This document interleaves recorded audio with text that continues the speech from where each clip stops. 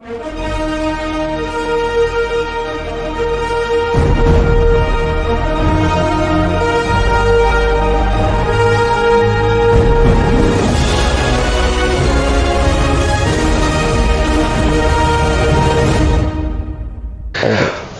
back, everyone, to another episode of Enjoy Life. Today I have a special episode for y'all. I'm truly excited to sit down with this young man, my friend Peyton.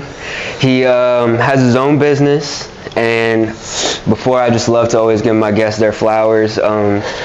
For such a young age, I'm not going to say you're super young, but to have the type of mindset and the things that you do, I truly admire, and that's kind of one of the reasons why I wanted to have you on, just so you can kind of talk about that journey and stuff. Yeah. But kudos to you. I'm super proud of what you're doing. I think it's awesome, all the little things that we're going to get into in this episode. But yeah, just wanted to give that to you, man. Congratulations. I appreciate it. Thank you. No problem.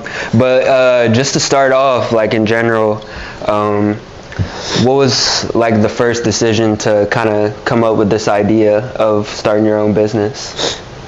Yeah, I'd say it probably started when I was younger, and then it kind of compounded to when it actually happened. So I feel like since I was younger, I kind of, not that I always had a very entrepreneurial mindset, but I was always kind of like, I want to work for myself. Yeah. I just want to do my own thing. So that kind of always stuck with me since I was younger. And then when I was a sophomore is when it all started. So I started doing, side jobs, pressure washing for grandparents and family members. Yeah. And then I went with a friend one day, and we were pressure washing a driveway, and he had one of the little circle thingies. I'd never seen this before. Oh, yeah. A surface cleaner. So we had used that, and I was like, dude, this is like a really efficient way to pressure wash and stuff. And I enjoyed the work. I was like, this is something I wouldn't mind doing.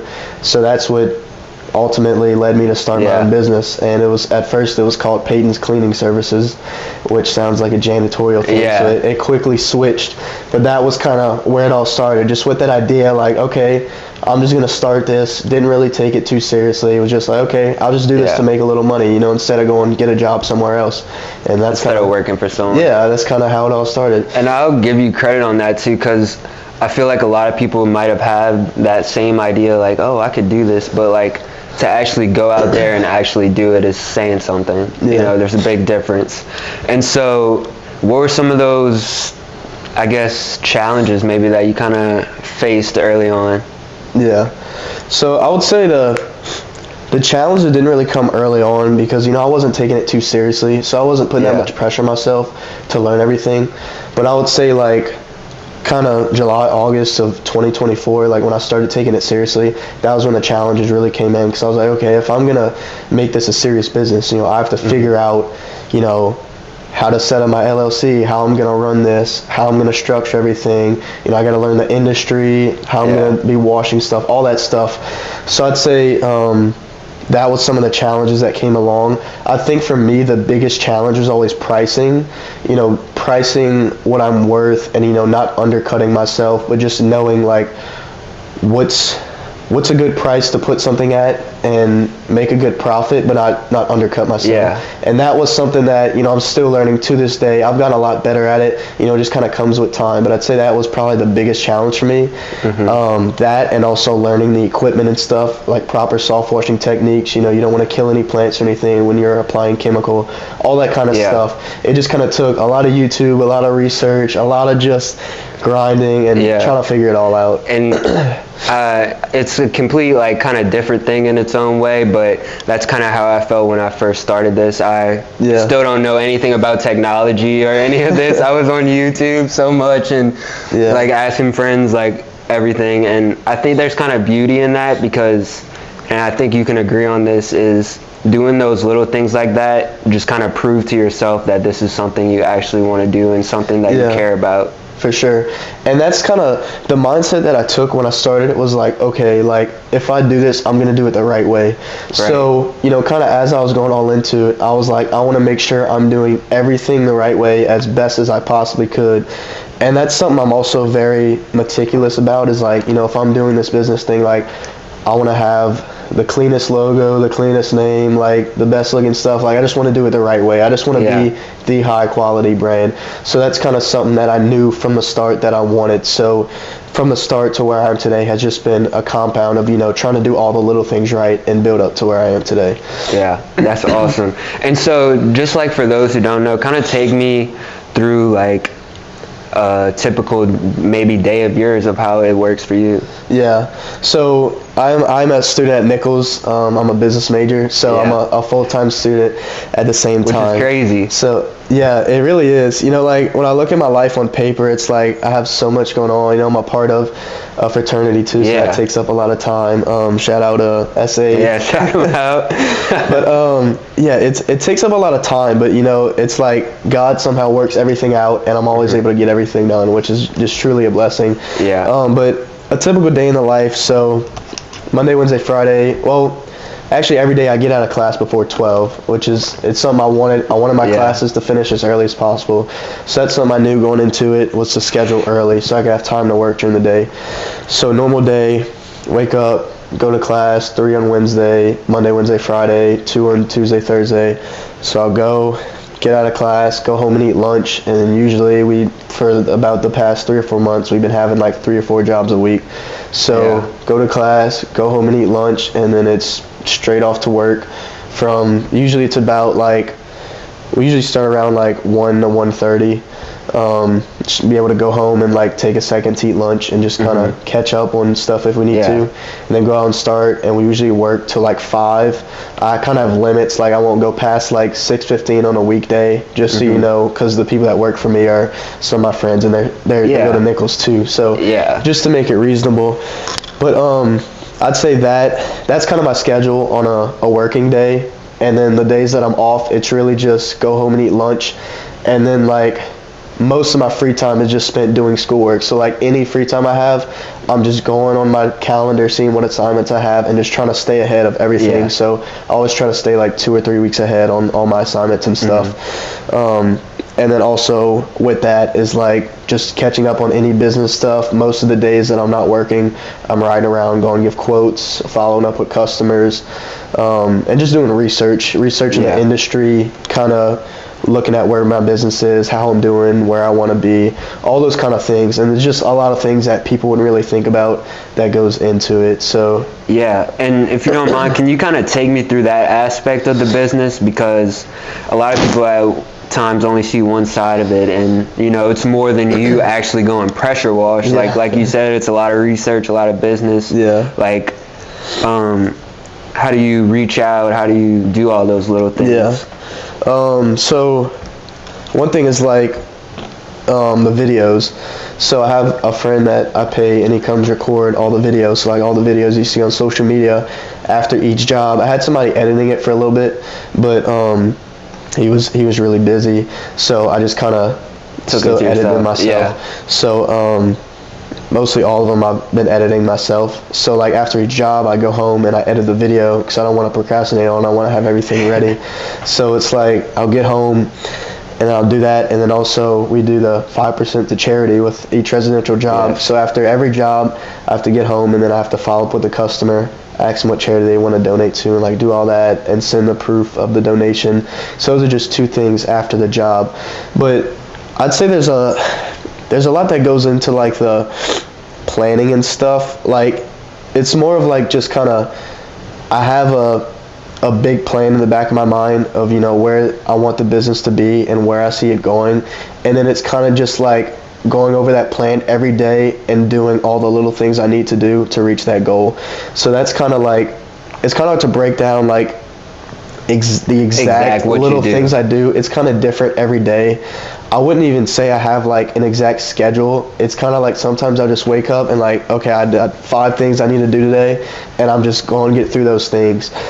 But it'll be a lot different, like especially on breaks and stuff. When I'm out of school, I'll be able to structure my day a lot more. But I would just say that, and then I'd say like when things were slow over the summer, my day looked more of like, I'm a member at the Bayou Region Incubator, which is a small business development center. It's actually owned and ran by Nichols. Yeah. So every day I wake up and I would just go over there and get a jump desk and just do research, and just like I would read business books, just do anything I could to learn what can I use, what skills can I learn to excel my business. So I'd say it's just really just a mixture of a lot of things, but I will say one thing that I make sure to do every single day is learn. I'm obsessed with learning about business. I love learning about business, success stories, business growth strategies, just everything to do with business. So like all I watch on YouTube and everything I read about, it's mostly all business related. So that's something I try to do every day, is just consistently learn. Like, and that's one thing that I take really seriously, is like never stop learning. You know, the world's always changing. You always got to be learning and trying to stay up to date with everything. Yeah, and someone told me, like, and I can tell this is you. You know, you gotta want to be a sponge and try and soak up every little bit of information you can. Yeah, 100%. And have you always kind of had that mindset of that? Because like I know you said like since you were young you've kind of been doing this, and you said maybe that you didn't take it as seriously at first, but like, did you always have the mindset of like, I need to do these things right after, all these little things? Because honestly, like a lot of people our age are not gonna do a job and then go back and edit a video, or might not even go to the incubator to learn. So like, was that kind of built in you, or did you kind of slowly develop that? Yeah, I would say it was kind of always built in me.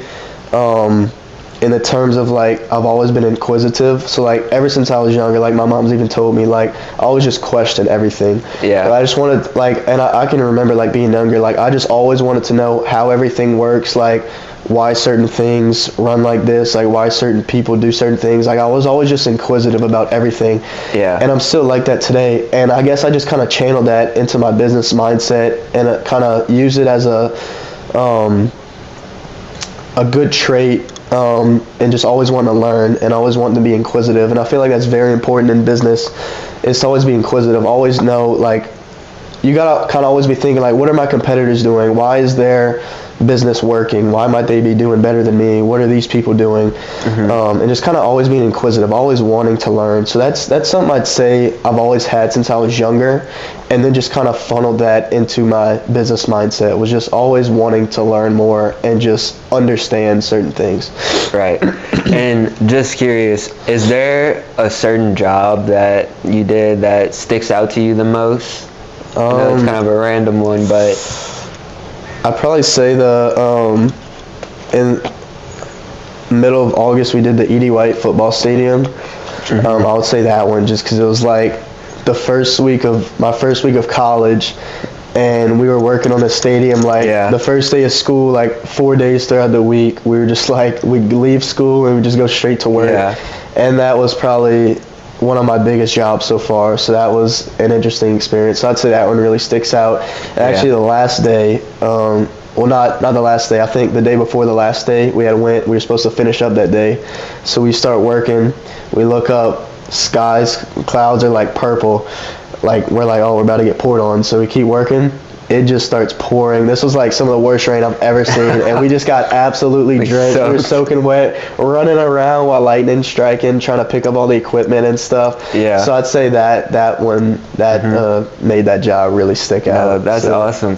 And it seems, are a lot of the jobs like a 2-a-day thing, or more than 2 days, or can y'all usually knock something out in a day? Yeah, so most of it's kind of depending. Like residential job, you know, if it's a big house, it'll usually take 2 days. But most residential jobs are anywhere from like 2 to 5 hours usually.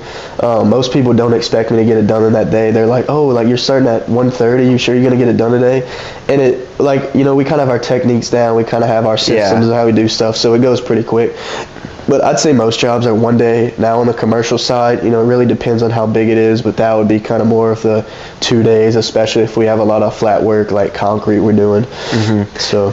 And would you have said like the one at the stadium, like I know I said that was like the one that you maybe have taken away the most, was that like your biggest job also? Yeah, I'd say that was probably my biggest job so far. Just the sheer volume of it. It was a lot.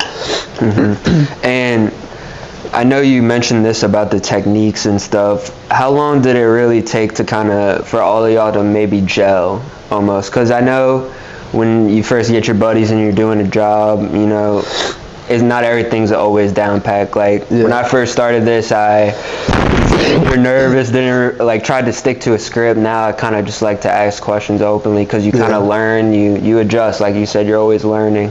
How long did I guess it take for that process? Kind of like, you mean kind of like that chemistry, that working chemistry together?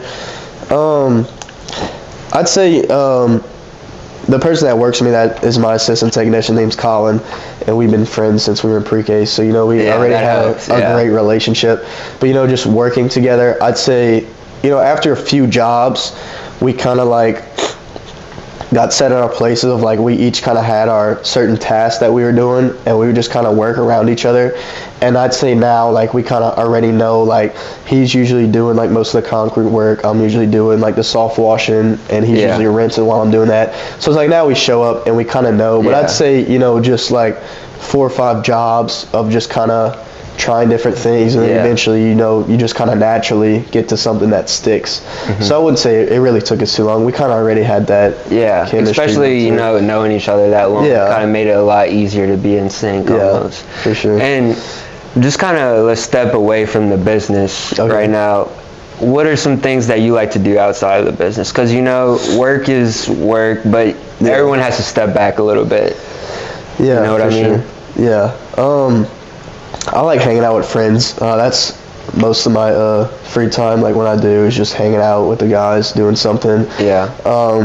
I talked about this on Grano's show a little bit, but I like to cook. That's one thing. Yeah. So last Christmas, I was off a Christmas break for school, and like I had nothing to do, and like, you know, I kind of knew how to cook a little bit, like just the basics. But I was just bored, and I just started watching cooking videos, and I enjoyed it so much. Like I would literally just sit. I watched like 2 whole seasons of MasterChef, like Christmas break.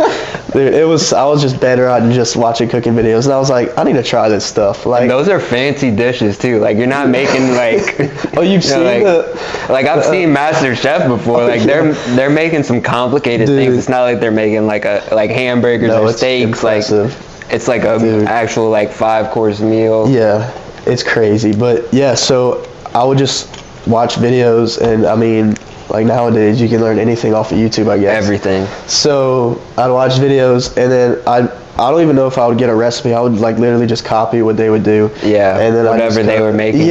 Like I just kind of learned how to cook, and I love Italian food. So like my like go-to is like once I made chicken parm the first time and it came out good, I was like, this is my dish. Like that's my favorite thing to make. So like I even like we have a little garden. I grew my own basil and stuff. So like I put that in it. So it's like I'll be cooking. I'll walk outside and grab some basil and throw it in, and it's like it's just cool to do things like that. Because that's like. My parents, they do a garden and stuff too, and they take it serious. Like I forget what their prime thing is. They do a lot of the tomatoes, a lot of banana peppers. But that's awesome. I wasn't expecting you to say that. Chicken parm. That's interesting. I like Italian too. I'm more of like a spaghetti.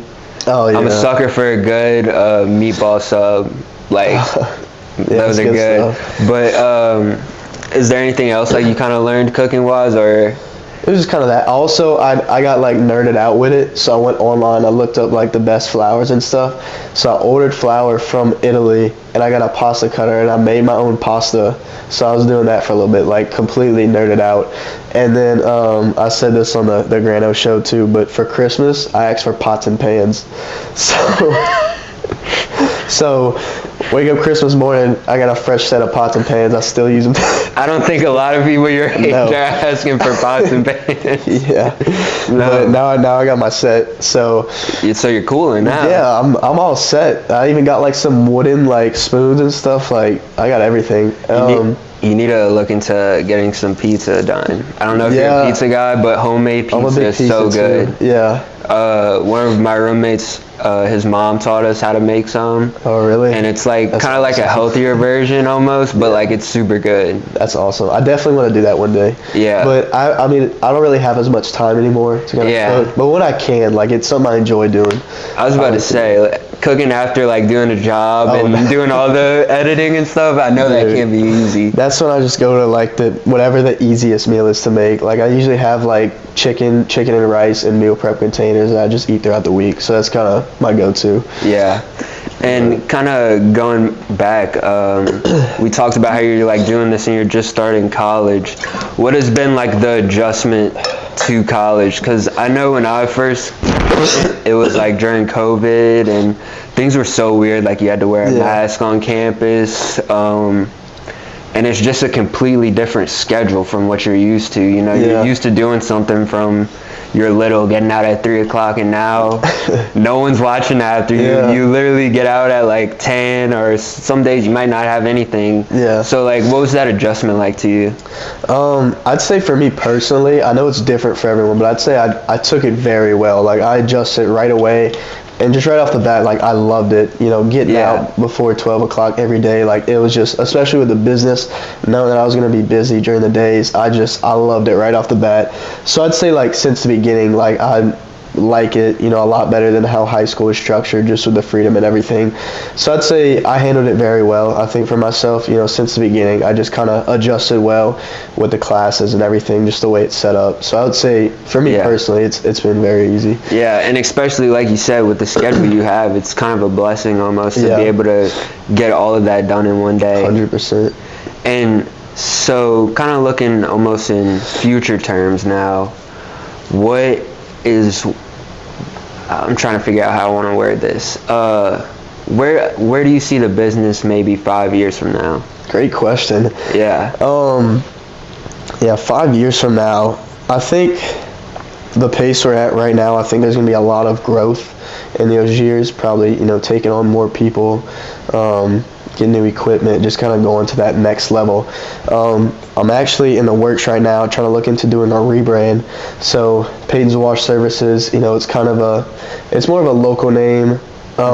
It's just kind of, Wash Services is also kind of vague, like it's not very specific. So I'm looking towards something exterior cleaning. So I'm not going to say the name just yet because I'm still trying to go through all the legal filings and stuff and make sure the name is available.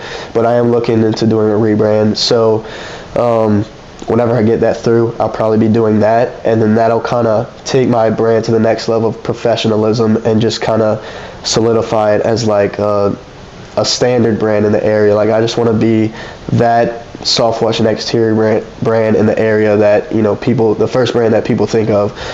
But in 5 years, I would say I definitely want to be big in the area, like very well known. I'm really starting to get my name out there right now. Yeah. But I'd say 5 years, I definitely want to have like 2, maybe 3 more employees, kind of start to build those systems that have kind of like crews in place going around and doing jobs. And then, you know, maybe even expand, start getting a little wider of our areas that we serve. Because right now it's like residential is kind of like 25, 30 minutes is the farthest we'll go. Then commercial work, I mean, I travel up to like an hour and a half. It really just depends on the job, but just kind of expand on that and be able to reach more clientele. But I'd say in 5 years, just kind of go through that rebrand and just kind of set myself in stone as like the name in the area for soft wash and exterior cleaning. Like when someone, in more than Thibodeau, but like you're going to be the first person they reach out to. Yeah, exactly. Right. And I guess what you're meaning, like also by getting this bigger crew, like almost to a point where you can do multiple jobs in one day and maybe necessarily you specifically don't have to go to every job. Yeah. And that's kind of what I want to go towards, is, you know, where I'm in the position of the CEO, where I'm running the business, and, you know, I have my employees under me that are actually going out and doing the jobs and stuff, and then just kind of growing that. And even like 10, 20, 30 years down the line, I even see the possibility of opening a franchise and, you know, being able to take on franchisees and allow people to open their own locations of the pressure washing business. Because What I've found from really researching the industry, I didn't know this when I got into it, but learning more and more about the industry has made me take it more and more seriously. And what I've found is that in the industry, like especially nationally, there's no like major players in the industry. So like, for example, janitorial services, they have Jani King.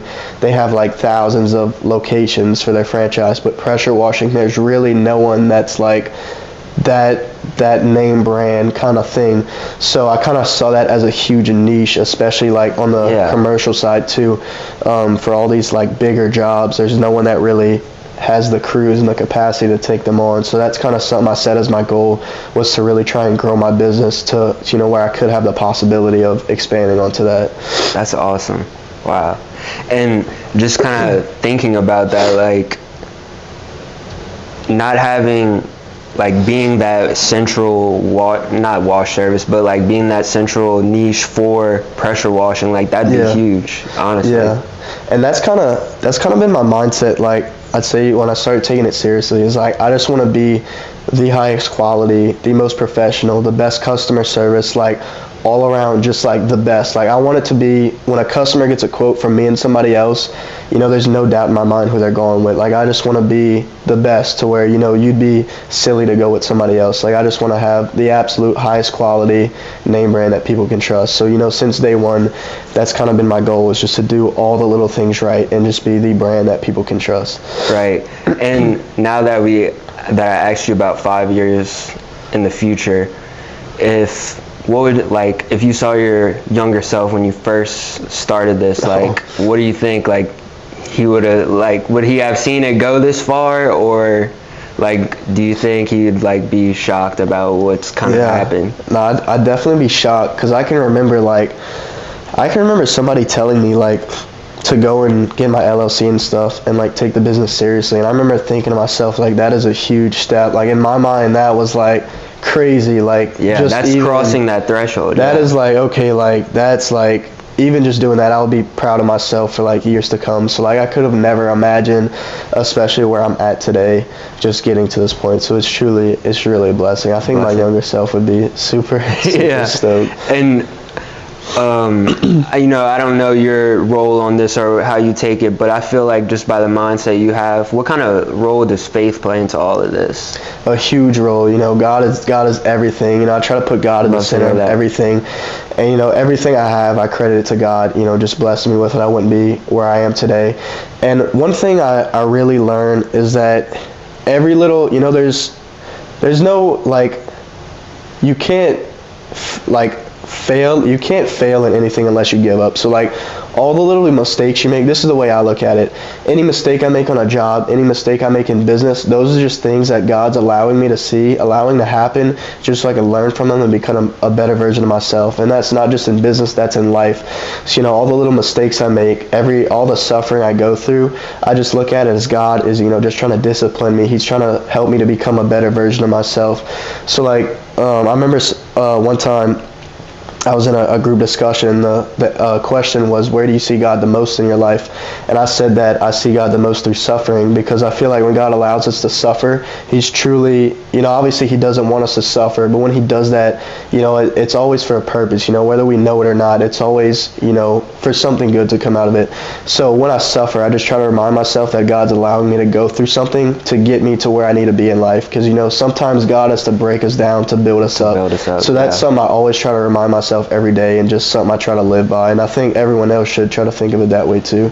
And that's an awesome perspective to have. Something I've always kind of told myself is that we don't take losses and L is a lesson. We always learn 100%. We always learn from something. And, I've learned a lot. I've made a lot of mistakes on here too, like especially like audio wise. Like I've definitely lost a couple episodes because of that, and it just made me learn. Go back to the research and do better with it. So I definitely like that mindset that you have for that. Yeah. I think that's awesome. Yeah. And it's always important just to keep God in the center, because exactly. When you have that in the center and that's the true core, everything just kind of seems to fall into place, I find. Yeah. And I'm super close with Father Mitch. Okay, he's a local shout out priest. Father Mitch. He actually just got named the pastor at St. Bridget, so congrats, Father Mitch. Congrats. But they have the formation house right by D. White, so I stop there all the time just to chat with Father Mitch, hang out with the guys, and I have a really good connection with them. And, you know, I kind of look up to all of them as role models. They've really helped me in my faith and kind of helped me get to where I am today. So shout out to those guys. Yeah. And have you done the, I mean, I know you just got to Nichols, but have you done the Awakening yet? I actually didn't. I signed up this year, but I backed out last second because we were like crazy busy, and I just felt like, you know, my gut was just telling me you need to take a rest weekend this weekend. So I was gonna do it, but you know, I know it's a lot. You're staying up late. You know, it's early mornings. I just really felt like in my heart I just need to rest that weekend. So I ended up resting. I had a great kind of recovery weekend. So but I'm signed up for the spring, so that'll be my first time. You're gonna love it. I'm looking forward to it. You're I'm really looking forward to it. I'm telling you. And after you do it, I guarantee you're probably going to be the one who wants to go back and work it, because I did it, and it's just a great experience. I don't want to speak too much on it because I don't want to give it away or anything, but I'm telling you, you're going to like it. For sure. And I like kind of what you said about taking back and recovering.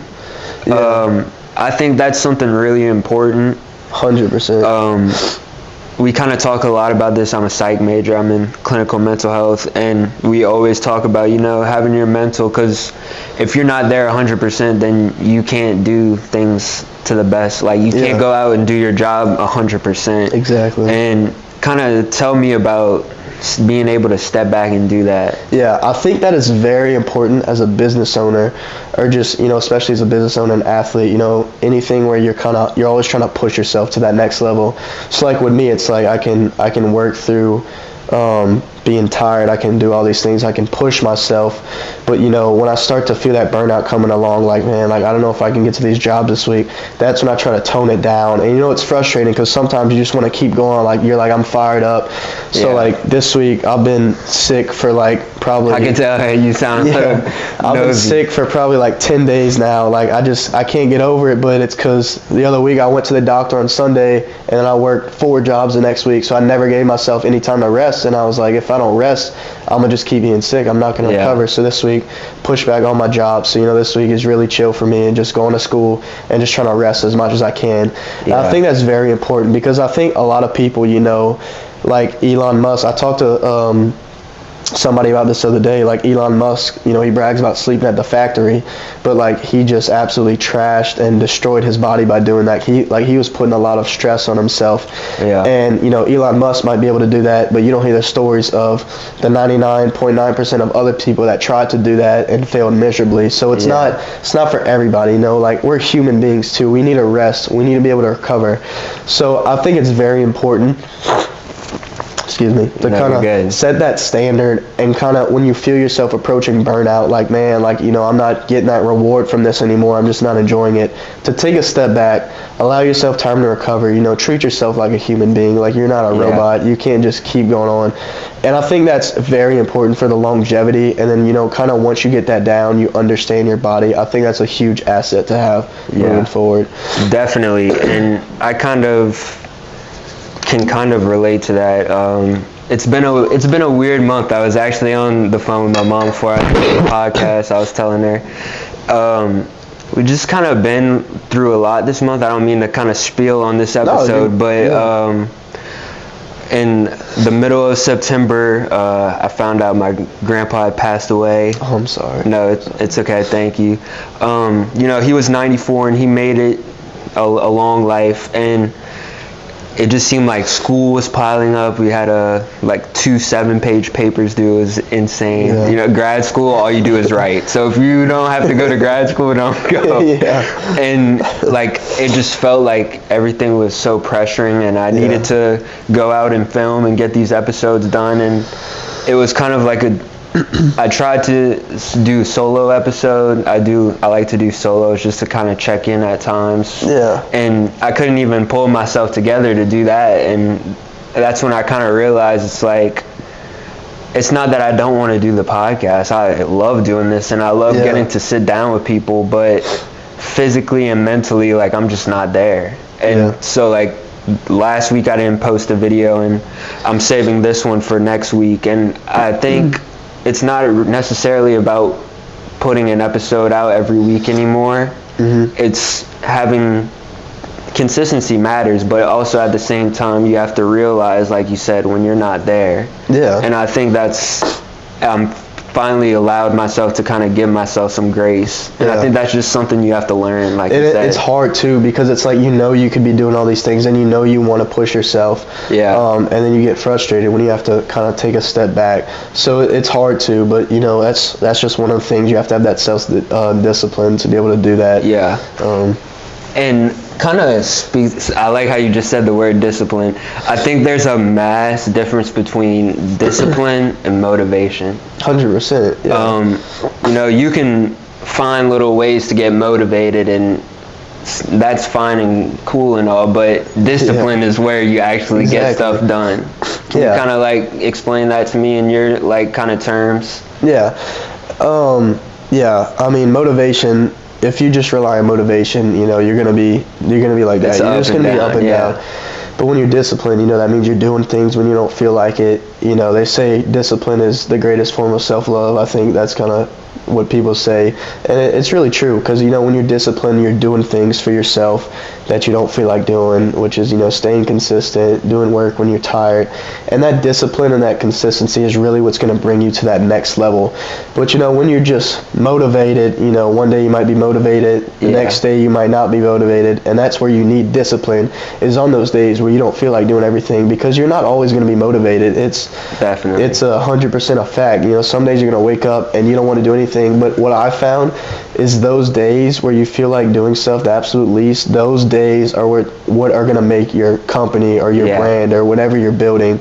And, there's a quote I like to live by, and it's not really a quote, it's more of just a saying, and it's, nothing worth having comes easy. So like, if you want to build a business, if you want to become a professional athlete, none of that stuff is going to come easy. So you have to have discipline, because if you just live off of motivation, you might be doing a bunch of work one week, and then next week you don't do any work. Well, that comes out to a net loss. You really haven't accomplished anything.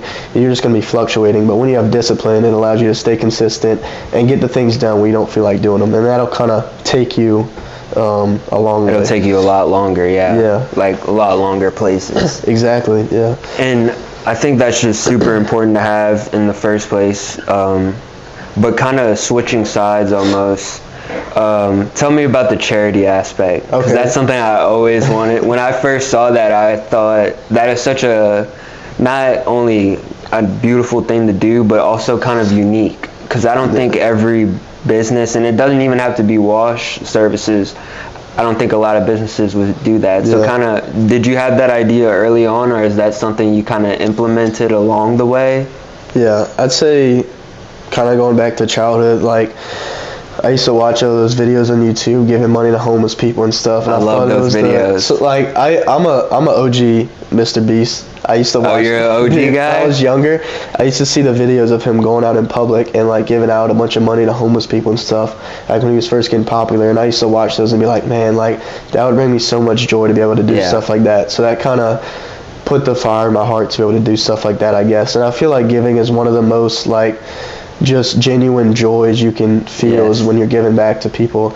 So with the charity thing, it kind of started out, I was just trying to do something different, just be able to separate myself and be able to do something like that. So I was on YouTube one day and they had a video of this little kid who like, he did like grass cutting or like snow plowing or something from like some other state, and he would donate like 5 cents to a local food bank with like every yard he did or something, like just something simple. And then the light bulb just went off, and that's when I kind of took that idea and I was like, how can I formulate this into my own kind of thing? So it started out with the certain percent with each job, and then from the beginning when I started it was the 5% to charity. And then from the beginning, I didn't really think about the sustainability of it, because 5% when I'm doing bigger jobs, residential jobs, it adds up to a lot of money. Like that's starting to cut into like what my overhead would be. So I will say there will be some changes coming soon. Probably, I don't know if it'll be 5%, but 100%. There's still going to be some kind of community involvement, some kind of supporting a cause. I don't know if the 5% is going to be able to stay forever, just because as I grow, it really starts to dig into those profit margins. But there will be some kind of giving back. I always want my business to be structured on being able to give back, give back to the community that built me. And I feel like that's very important, just to stay connected within the community. But I would say it's just kind of something I wanted to do.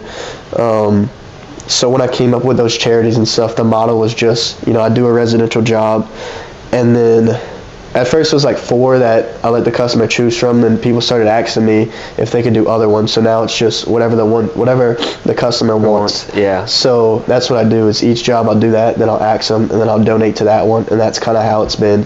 But it's really cool. I get like stuff in the mail all the time. Like, once you donate to a charity, they all send me stuff. So it's really cool. I get like the little address things for envelopes and stuff. Like, they send me all kind of little random things. So that's kind of cool. But it's just cool knowing like I'm supporting these causes, and it's going to a good cause. It's helping people out. No, I think that's beautiful, and it kind of makes me think back around Christmas time when I did the Christmas drive.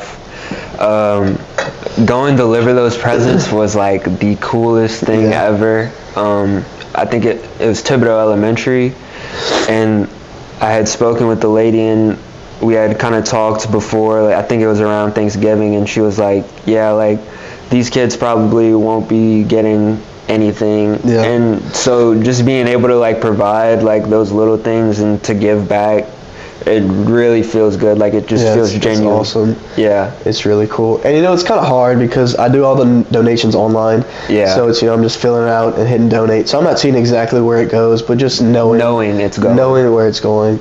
It's really cool. No, I think that's awesome. And I do agree with like what you say, because like obviously when you go to do a bigger job, like 5%, like you said, would be a lot.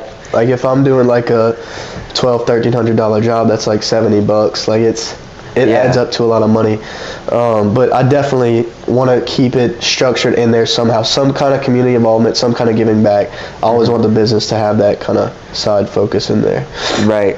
And I know we kind of touched about it in the future, and you said some things, but is there anything else maybe like in those terms that you want to do? Like, would you want to hold like a side event or something? Yeah, 100%. I've definitely thought about that. I actually thought about, I guess this is kind of still in the idea phase, but when I do my re-ran, you might see some kind of t-shirt drive, just to like get the new name out there, do a t-shirt like with the name, and then choose a charity, and then all the profits made on the shirt sole would go to the charity. I think that'd be a cool little thing. So like little things like that, and then once I get bigger, maybe host like an event or something to raise charity. Do things like that. Just do cool little things like that to get people out there, get people supporting good movements. Yeah, well, I definitely don't want to get you on camera to agree anything, but I will be doing the Christmas drive this year, so if you want to help out, definitely. We'll definitely take on some people. I'm trying to make it a lot bigger this year. Last year we were able to help, I think, 30 kids. That's awesome. So I'm trying to do more than one school this year, so hopefully we'll see, man. Yeah, we'll see what we can do. Yeah, we can see what we can do. But I think we talked about some great things. Is there anything more that you want to add, or things that maybe we didn't touch on? I'll say one thing. I kind of want to share kind of what my marketing strategy has been. Yeah, that I think a lot of people really undervalue, and that I think a lot of people, especially in our generation, are kind of shying away from. And that is like, it's kind of my marketing strategy has kind of been my favorite way I've liked to get my business out there, and it's just straight up going to talks, going to events, and just meeting people and telling them face to face about your business. You could do like all the social media marketing you want, but if you can't communicate in real life and explain your business to people and sell them on your ideas and stuff, I think that is a very undervalued asset. So like for me, when the summer started and I was really focused on getting my name out there, I was nervous. Like, I didn't know anybody. Thank God I knew David Gravois. Shout out David. Shout out David. I love David. He's a cool guy. David was one of my first customers, like right before I got my LLC in like September 24. So that's kind of how I met David and got to know him. And he was doing a talk on AI at the incubator. David's the only person I knew. So this was like literally the day before I graduated high school. I went to his talk, and I was like obviously the youngest person in the room. room filled with older people, but like just by going there, I met a bunch of people. I got a tour around the incubator, and that's when I like, you know, started to realize like this is a good way of getting my name out there. So I just kept going to talks and stuff, kept going to little events and stuff, and I just found, you know, just going out there, seeing people, shaking their hand, you know, talking to them, it is like one of the best ways to get to know people. And I guess you could call it, I guess people nowadays would call it old school, like just boots on the ground marketing, but like I find it has helped me a lot just to get my name out there and grow my business, really. And also, like, a lot of older people take pride in that. I feel like for you to walk up and say, hi, my name's Peyton, I have a pressure washing business, I can give you a quote, I can do this, that speaks volume. You know, we're in such an age where it's like all of this, like only this, but we forget, like you said, the lack of basic communication skills almost. It's such an undervalued skill nowadays to be able to communicate, and once you really start to see yourself getting better at communicating, you know, selling gets easier, you know, promoting gets easier, like talking to people gets easier, it just comes naturally. I actually went to the Bayou Business Summit this year. It's a little like convention where a bunch of businesses go, and they have panels of people that talks, and like just going to that, I was able to meet a bunch of people and just expose myself out there. So like to anyone out there trying to get their business out there, trying to get their name out there, just go out there and just meet people. And you know, if you keep doing that and you keep doing a good job, your name's just going to start circulating around. So I'd say that's the biggest thing, is don't shy away from doing things that make you uncomfortable, and just get out there and just go do stuff. Just meet people and do new things. And I think don't be afraid either. I think there's, and I can even be honest with this, like when I first started this podcast, I was very nervous. I think in today's world, we're always worried about what other people think, or other people's even mindsets, and you know, they can be scary at times, but it's important just to go out there and just put that first step out, because once you do that, it just all falls into place. And one more thing I will add, I think a lot of people, like, they set their goals too small, like way too small. I don't think anyone is like thinking like, you know, if I really put my mind to this, I could achieve a lot. Like nobody thinks, and like, you know, when you really think about it, what's the downside of setting a big goal? You know, like they say, if you shoot for the stars, I don't know. I think it's the stars. They don't know what I'm talking about. Yeah, they know. But like, you know, if you shoot for something big, wherever you come up short of that is probably gonna be pretty good. So like, shoot high, like go as far as you can, like think of the biggest goal possible and then go for that, and if you come up short, you'll probably do pretty good. I think a lot of people just think small-minded. They think stuck inside of a box. They don't think, how can I get to that next level? So I'd say that's probably just my biggest piece of advice. That, and just every day just force yourself to be uncomfortable, and you'll see how quickly you grow. And before I ask you my last question, my famous question, I just want to go back and give you your flowers once again, man. Just kind of learning from this episode. I know we really didn't get to talk that much before this, but to see you at such a young age, and you're not like super young, but like to see you where you're at right now, most people your age don't have that same mindset and that same like get out and go, and that's one thing I really respect. Another thing is getting your business, how you're so structured and organized like that, and how you don't get caught up in so much of like the outside things that really don't matter, and you just kind of stick to your thing. That speaks volume a lot. I know I probably said speaks volume a bunch, but I think that's awesome, man, for sure. It. Thank you. Yeah, you're doing great. But my last question, obviously, you know, Peyton, why do you enjoy life, man? Man, life is just an adventure. Like, you know, every day you wake up, you don't know what's going to happen. You know, you're always in for something new. I think just going through the highs and also the lows of life, you know, there's just so much to learn, so much to experience. You know, life is just an endless journey. You know, you're always trying to get better. You're always trying to learn new things. You're always meeting new people.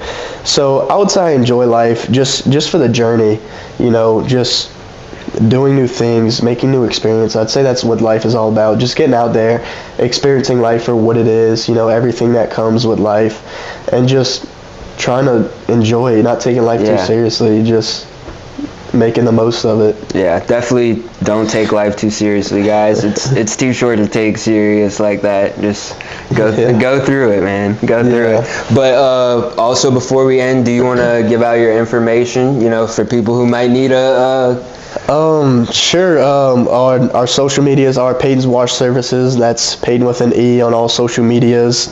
Website is peytonswashservices.com, and you'll see everything on there. Yeah. I think that's about it. Please get them right. And it goes to a good cause too, for charity. Yeah. But Peyton, thank you again, man. I truly appreciate it.